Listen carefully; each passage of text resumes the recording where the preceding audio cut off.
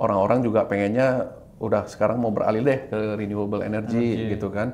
BYD baru masuk kan ke Indonesia ya kan dengan pada ngantri itu kan untuk 1.000 mobil aja itu mau ngantri sampai berapa lama tuh udah datang gitu loh.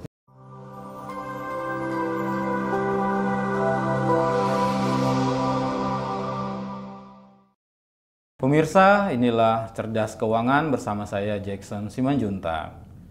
Kali ini kita akan membahas terkait dengan komoditas minyak bumi yang dalam beberapa waktu terakhir cenderung bearish ya, cenderung mengalami perlambatan. Dan untuk itu bersama kami sudah hadir analis dari Question Fund Indonesia, Pak Mr. Regan Lee. Gimana kabarnya Pak? Baik sekali. Akhirnya kita ketemu lagi nih Pak ya. Nah ini menarik ini, kenapa harga minyak ini cenderung turun terus nih? Kenapa ini Pak? Ya, saya mulai dengan suatu kejadian dulu ya, di mana belakangan ini ada sesuatu terjadi, di mana ada dua perusahaan pabrik kilang minyak di China itu bangkrut. Wow. Nah, dua perusahaan ini di bawah perusahaan Sinochem Group, satu itu namanya Chenghe Group, satu lagi itu Santong Huasing Group. Jadi dua perusahaan ini mengalami kendala di dalam operasionalnya sudah selama berbulan-bulan ini tidak operasi. Karena dikarenakan harga minyak bumi yang cenderung menurun. Ya, seperti itulah terjadi itu. Iya, ketika perusahaan itu sampai memutuskan untuk gulung tikar itu berarti kondisinya kan sudah sangat parah ya Pak ya? Betul, karena adanya low demand. Permintaan minyak bumi permintaan penggunaan minyak bumi di China itu lumayan menurun. Kalau keluarnya gimana Pak? Keluarnya minim juga. Minim juga karena ini pengaruh ke seluruh dunia, ya kan? Ditambah lagi dengan adanya permintaan renewable energy, di mana China ini salah satu leader juga di dalam sini. Iya, penggunaan seperti penggunaan misalnya air sebagai sumber energi, kemudian angin, kemudian salah satu lagi itu yang paling ngetren sekarang itu adalah solar. Gitu.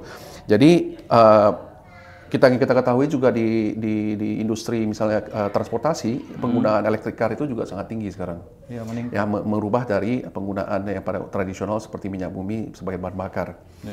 Jadi karena permintaan EV seperti di Indonesia juga BYD baru masuk kan ke Indonesia, ya kan dengan pada ngantri itu kan untuk 1.000 mobil aja itu mau ngantri sampai berapa lama tuh udah datang gitu loh. Jadi minat masyarakat itu tinggi. Kalau di China itu electric car itu sudah memang menjamur, udah biasa. Di Indonesia itu baru mau mulai gitu. Jadi seiring dengan permintaan renewable energy yang tinggi juga di China, minyak bumi otomatis juga menurun juga. Ya. Iya gitu. Seperti juga bisa saya kasih contoh di Sulawesi di Indonesia sendiri. Sulawesi ada satu tempat proyek yang sekarang ini lagi berjalan yang memproduksi komponen-komponen untuk baterai EV, ya kan? Bahannya nikel ya? Ya, biji nikel. Ferronikel. Itu juga menggunakan solar panel. Untuk atau fotovoltaik, mereka bahasa kerennya itu fotovoltaik untuk energi yang diperlukan untuk pengoperasian perusahaan di sana gitu. Jadi banyak sekali hal-hal yang mendukung sekali renewable energy ini gitu loh. Jadi akhirnya pelan-pelan minyak bumi ini peminatnya akan turun gitu loh. Seiring dengan situasi yang ada, akhirnya pelan-pelan secara natural lah harga minyak bumi itu akan sendirinya dengan turun gitu. Dan itu yang terjadi sekarang ini gitu. Pak Regen, kalau misalnya kita balik lagi ke dua perusahaan ini, sebenarnya kedua perusahaan yang di China ini sebenarnya track recordnya seperti apa Pak? Terkait dengan mereka eksportir minyak bumi sebelumnya kemana-mana dan sangat terkenal lah. Ya, saya bicara sedikit tentang apa yang terjadi dulu, dampak negatifnya dulu dari minyak bumi ini adalah kita ketahui di China itu 27% itu penyumbang emisi gas atau efek rumah kaca itu di China. 27%. Sedangkan global ya secara global dihitung dari global. 27% itu di China, kemudian 4,8% itu di Indonesia. Indonesia itu menyumbang 4,8% untuk emisi gas dan efek rumah kaca ini. Jadi di China itu sebenarnya lumayan tinggi satu dunia itu. Dan begitu pula dengan keinginan dari semua negara itu untuk perubahan iklim ya kan, supaya bumi ini bisa sehat, kemudian untuk generasi selanjutnya itu bisa lebih baik, ya kan, tinggal di bumi yang sehat gitu. Jadi salah satu negara yang mempunyai banyak hutan yang bisa menyumbang untuk meringankan lah, mengurangi emisi karbonnya adalah salah satunya paling terbesar itu adalah Rusia, kemudian ada Brazil, kemudian Kanada, Amerika, dan Indonesia salah satunya. Sehingga Indonesia itu kemarin juga ada disebutkan di dalam berita bahwa Indonesia itu bisa menjadi paru-paru dunia juga. Untuk mengurangi itu, gitu loh. Jadi seiring dengan adanya hal seperti ini, itu akan membuat banyak sekali pabrik kilang minyak yang ada di dunia ini mungkin bakal kesulitan gitu loh untuk beroperasi gitu. Nah ini kalau misalnya kita bicara tren terkait dengan energi bersih ya. Nah kenapa Cina itu sekarang justru gencar Pak Regan untuk mempromosikan produk-produk yang berhubungan dengan energi baru terbarukan itu gitu? Nah, ini seperti yang saya katakan tadi gitu, karena ada permintaan di dunia itu untuk bahkan PBB ya selalu setiap tahun itu mengadakan conference pada seluruh dunia untuk menyuarakan bahwa ayo kita sama-sama itu untuk istilahnya menyehatkan bumi lah, istilah simpelnya gitu ya kan. Jadi mengundang negara-negara besar yang mempunyai lokasi atau area hutan yang sangat besar itu untuk bisa menjadi penyumbang oksigen yang sehat lah untuk artinya kan negara-negara pengemisi ini kan salah satu China, India, Amerika juga kan sebenarnya khusus China kan sebenarnya udah punya kesadaran lah artinya untuk beralih dari energi kotor kepada energi bersih. Nah, tapi kan pada faktanya ini Pak Regan, China juga salah satu negara yang menyumbang juga untuk investasi khususnya di Indonesia terkait dengan coal, batu bara. Nah, itu kan juga jadi kayak standar ganda nih dari China ini. Itu kalau itu gimana Pak Regan ngelihatnya?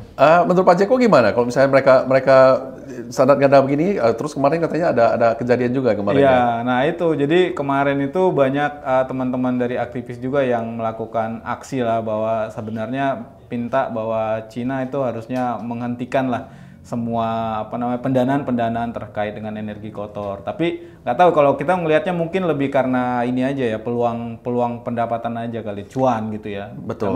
Kadang-kadang kita nggak bisa menghilangkan satu komposisi yang negatif dalam satu kejadian gitu kan. Mungkin seiring waktu berjalan semakin banyak masyarakat semakin sadar untuk melakukan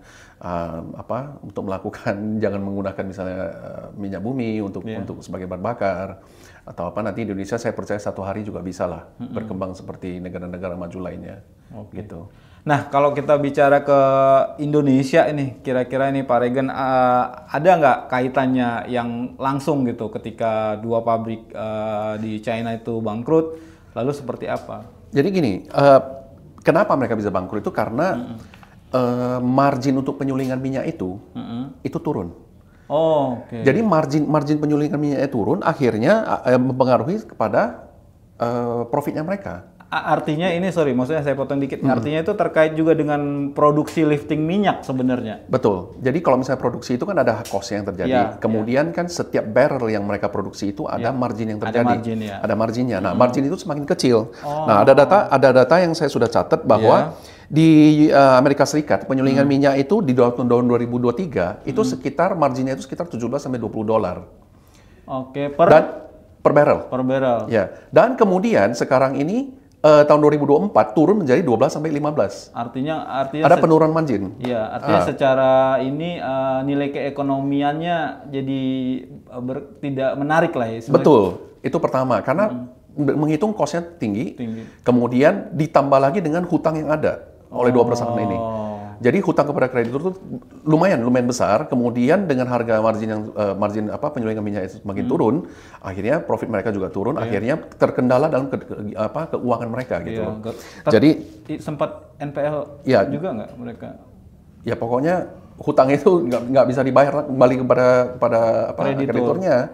Itu akhirnya mereka mengajukan untuk restrukturisasi hutang. Dan setelah diajukan restrukturisasi, akhirnya krediturnya juga menolak untuk memperpanjang atau merestrukturisasi dari keuangan mereka gitu.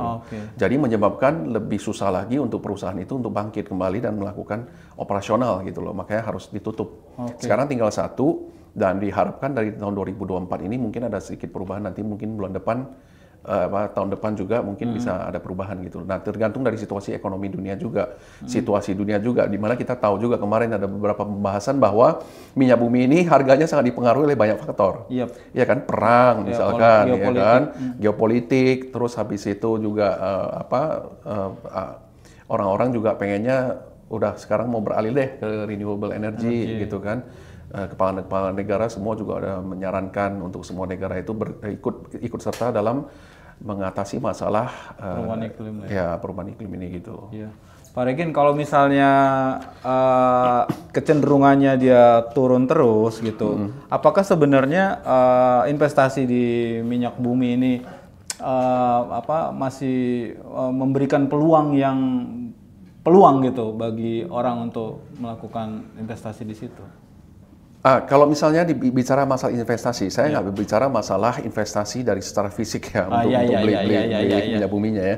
Tapi kita korelasinya dengan apa yang kita lakukan di sini di Quotient Fund, di mana kan kita juga ada trading kan minyak bumi. Jadi sebenarnya harga yang naik maupun turun dengan strategi yang sudah kita bicarakan kemarin itu sebenarnya nggak ada masalah. Tidak ada masalah ya. Ya, ketika peluang itu datang, kita juga bisa menjual. Ketika peluang itu datang, kita juga bisa membeli. Posisinya itu seperti apa? Itulah nanti dibicarakan di dalam kelas trading option yang kemarin kita bicarakan itu gitu. Jadi kita bisa memanfaatkan kelas itu untuk melihat pasar seperti apa dalam hal ini minyak bumi. Akhirnya kita bisa mengimplementasi apa yang kita pelajari dan strategi yang itu bisa dipakai untuk mengambil profit di market. Oke, Pak Regen Lee, terima kasih buat bincang-bincang kita. Sama-sama. Aku pikir ini sangat bermanfaat dan sangat insightful. Terima kasih udah datang di studio kita. Nah, itu dia tadi pemirsa bincang-bincang singkat kita bersama analis Quotient Fund Regen Lee. Kita ketemu lagi di bincang-bincang berikutnya.